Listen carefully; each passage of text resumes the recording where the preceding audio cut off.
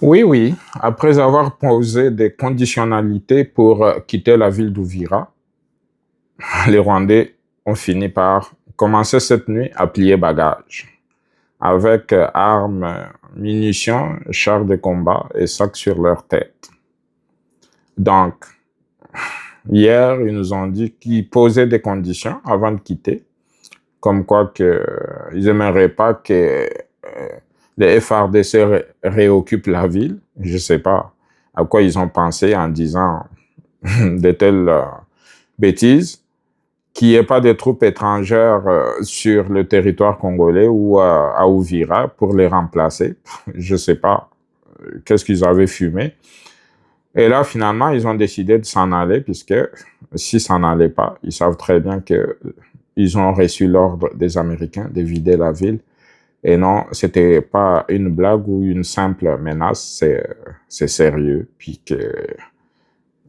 ils savaient à quoi s'en tenir si ils refusaient d'obtempérer à cet ordre. Et finalement, leur chef, à partir de Kigali, leur a dit de quitter, puisque les choses commençaient à devenir sérieuses.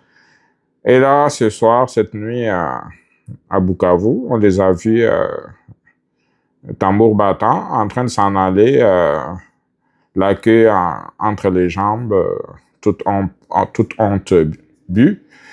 Mais c'est important aussi pour nous, Congolais, de s'assurer que ces gens-là n'aillent pas piéger la ville, qu'ils n'aillent pas laisser des gens en tenue civile pour pouvoir créer de l'insécurité puis l'attribuer au gouvernement du Congo.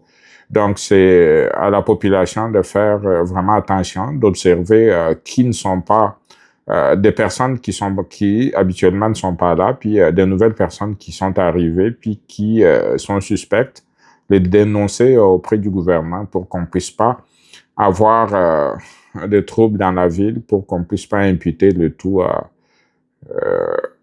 au gouvernement, et que c'est à nous, et à nous, le peuple aussi, de participer pour faire en sorte que la ville soit sécurisée. Donc, on est content que ces gens-là s'en aillent.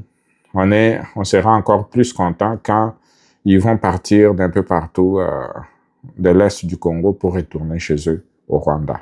Bonne soirée à tous et puis on est très contents.